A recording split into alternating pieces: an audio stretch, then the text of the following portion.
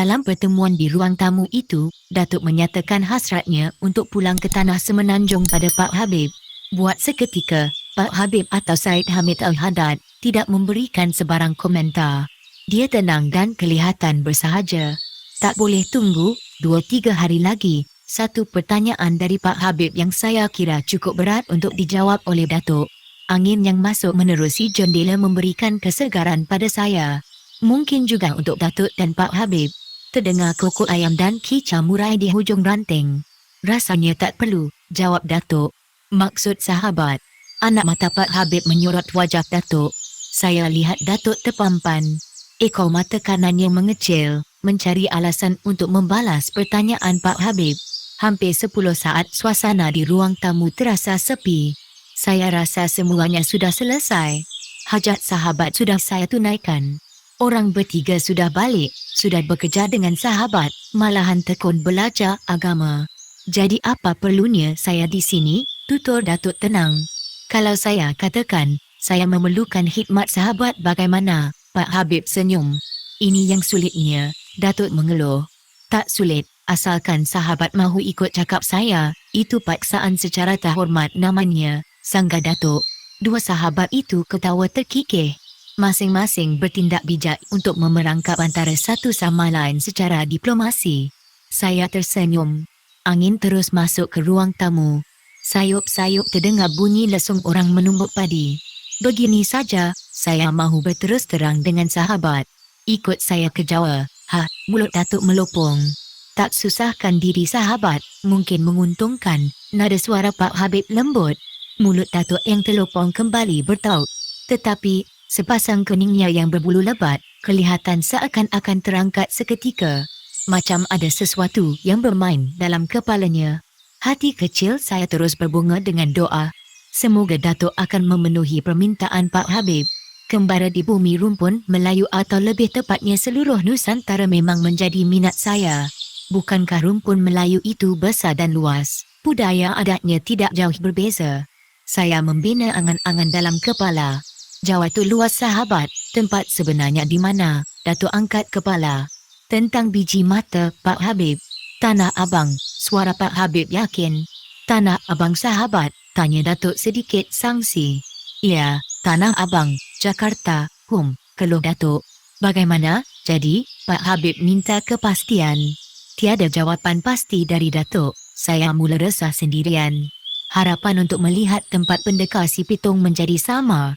Bagaimana kalau lain kali saja sahabat, lain kali tu, boleh jadi tak pergi langsung. Bila sahabat balik ke tanah semenanjung, entah bila pula kemari, barangkali boleh jadi tak datang langsung. Pak Habib menggaruh hujung kening. Susah, saya benar-benar susah, Datuk mengeluh. Apa yang sahabat susahkan? Saya dah berjanji dengan kapten kapal dagang yang mahu ke Pulau Pinang tengah hari esok. Orang yang menguruskan hal ini, Tajuddin anak saudara sahabat. Berat rasa hati nak membatalkannya, wajah Datuk nampak sugul.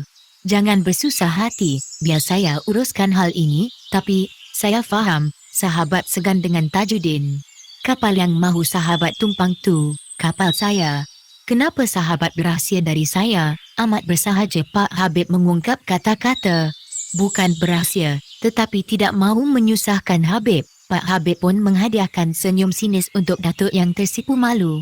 Tunggu sebentar, tiba-tiba saja Pak Habib berkata demikian pada saya dan Datuk. Pasti saya merasa ganjil dengan perbuatannya. Kemudian Pak Habib tergesa-gesa masuk ke bahagian ruang tengah rumah. Terdengar Pak Habib bercakap dengan seseorang. Kurang jelas apa yang diperkatakannya dengan orang tersebut. Pak Habib kembali ke ruang tamu bergabung dengan kami. Topik perbincangan tidak lagi berkisar pada persoalan pergi ke Tanah Jawa. Walaupun Datuk belum memberikan kata putus sama ada pergi atau sebaliknya. Perkara itu terus tergantung begitu saja. Mendengar Datuk dan Pak Habib membahasakan hal-hal yang ada sangkut paut dengan agama, memang tidak menarik minat saya. Kerancakan perbahasan Datuk dengan Pak Habib terganggu oleh suara orang memberi salam di luar. Setelah menjawab dengan lantang, Pak Habib mempersilakan si pemberi salam naik ke rumah. Orangnya memang saya kenali, Tajuddin anak saudara Pak Habib. Panggil saya, itulah yang diajukan oleh Tajuddin sebaik saja merenung muka Pak Habib. Saya jeling Datuk yang sedang merenung ke arah Tajuddin. Langsir tingkap bergerak lemah disentuh Bayu. Kerana jawapan dari pertanyaan yang diajukan oleh Tajuddin lambat dijawab oleh Pak Habib menyebabkan Tajuddin resah, merasakan dirinya berdiri dalam keadaan yang serba tidak kena. Memang aku panggil kamu. Tajuddin menarik nafas panjang. Lega hatinya mendengar jawapan itu, wajahnya nampak riang.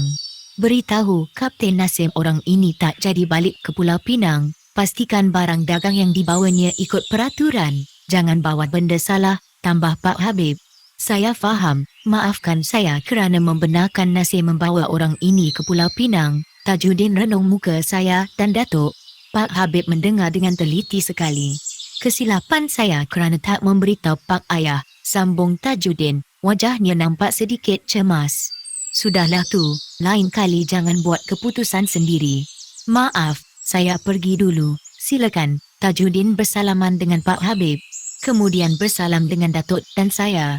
Ketika bersalaman itulah Tajuddin sempat menepuk bahu saya seraya berkata, kamu kena duduk lama di sini. Saya balas dengan senyuman yang panjang. Penuh tanda tanya dan 1000 makna. Ruang tamu yang luas kembali dikuasai oleh kami bertiga. Angin semakin rancak masuk ke ruang tamu lalu menyapa wajah 3 manusia. Bagaimana sekarang? Tiba-tiba Pak Habib bersuara. Maksudnya, soal Datuk kembali. Maksudnya amat mudah. Keputusan di tangan sahabat. Tugas saya sudah selesai. Kapten kapal dah tahu sahabat tak jadi menumpang ke Pulau Pinang. Dalam senyum dan tenang Pak Habib melafazkan kata. Datuk renung ke arah saya bersama segaris senyum. Jawapannya, Datuk ketawa kecil. Sahabat sudah tahu, bak kata orang sudah terang, bersuluh lagi. Menyeberang dengan perahu, bila perahu tak ada duduklah di tebing. Itulah ibarat diri ini. Jadi sahabat setuju ke Tanah Abang. Riang sekali suara Pak Habib. Dia ketawa puas. Wajahnya ceria sekali. Apa lagi mahu dikata? Sebagai tetamu ikut saja cakap sahabat. Datuk mengalah sambil memperkemaskan silanya. Niat saya baik, mahu memperkenalkan sahabat dengan keturunan pendekar Tanah Abang. Barangkali ada ilmu yang baik untuk diambil. Ilmu yang buruk ditinggalkan. Pak Habib berhenti bercakap seketika.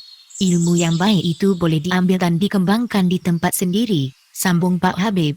Datuk terlalu lambat memberikan tindak balas. Entah mengapa saya pula yang berdebar cemas.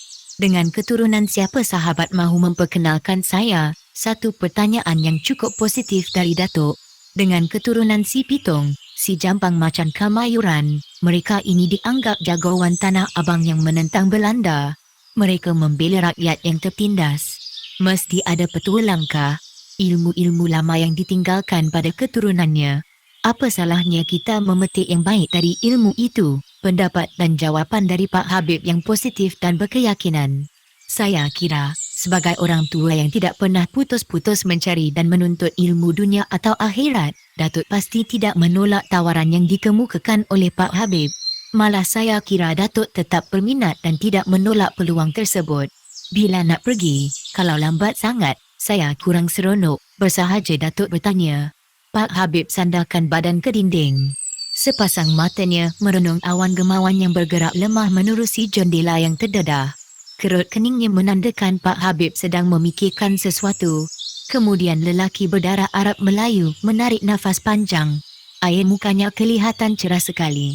Hari ni hari Isnin, besok Selasa, kemudian Rabu. Saya cadangkan pagi Khamis kita berangkat ke sana. Jadi pada malam Jumaat kita berjemaah di Masjid Al-Makmur. Tidak berapa jauh dari Pasar Tanah Abang, salah satu masjid tertua di Jakarta. Berjemaah malam Jumaat di Masjid Lama, kata orang dapat berkat. Suara Pak Habib lemah membayangkan kebimbangan kalau Datuk menolak cadangannya. Tiada komentar dari Datuk.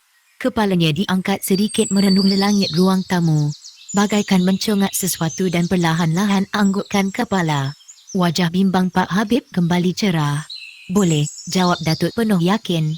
Bagus, Pak Habib tegakkan badannya kembali. Jadi sementara menanti hari Khamis, saya terpaksa bergaul dengan ketiga-tiga manusia itu, mengajar mereka petua-petua bagaimana nak khusyuk sembahyang. Selain dari menanamkan semangat tauhid dalam dada mereka, Datuk menggeliat. Memang itulah yang diharapkan dari sahabat, ketiga-tiga manusia yang menawan kita dulu. amat serasi dan menghormati sahabat. Kesempatan itu mesti digunakan dengan sebaik mungkin. Lagipun orang-orang di sini terlalu menghormati orang luar yang berilmu dari orang tempatan. Satu pengakuan yang ikhlas dari Pak Habib. Barangkali perkara ini berlaku secara kebetulan. Datuk cuba membunuh rasa kecewa di hati Pak Habib.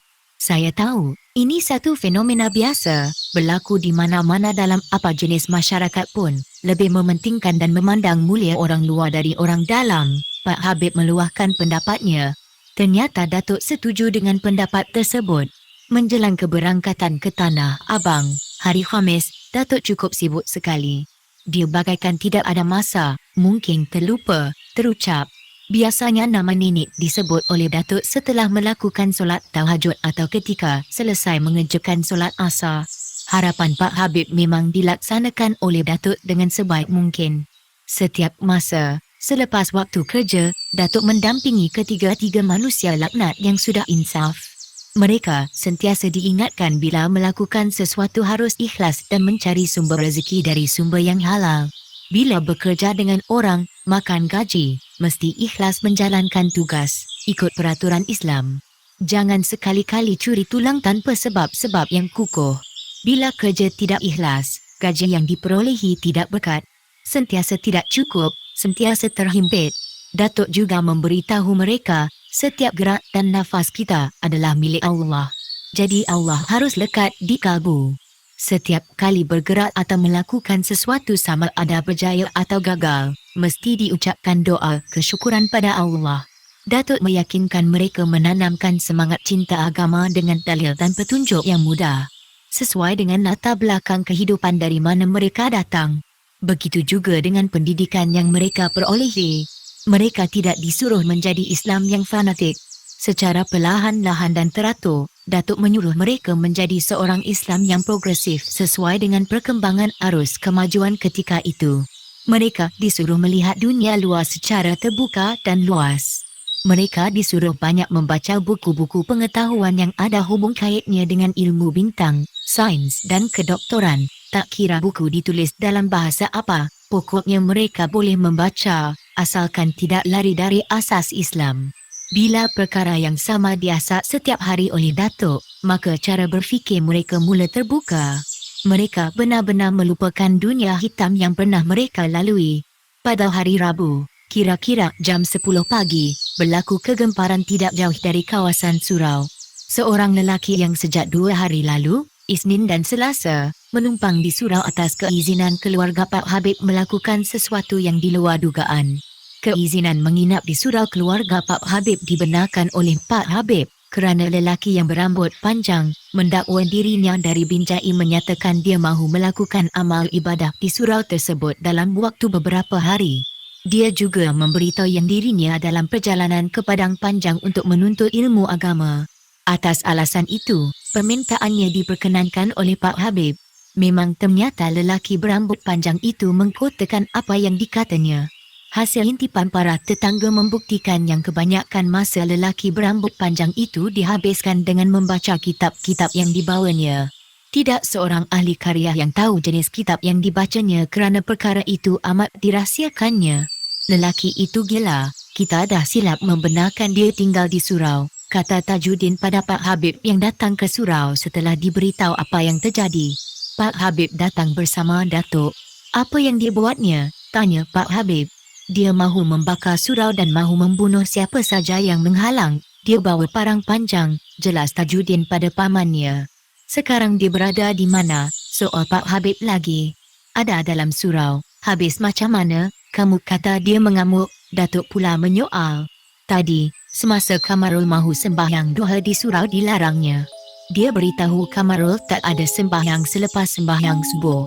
Kamarul cuba terangkan kedudukan sebenar. Dia tidak mahu terima. Kamarul dihalau. Dikejarnya dengan parang panjang, terang Tajuddin.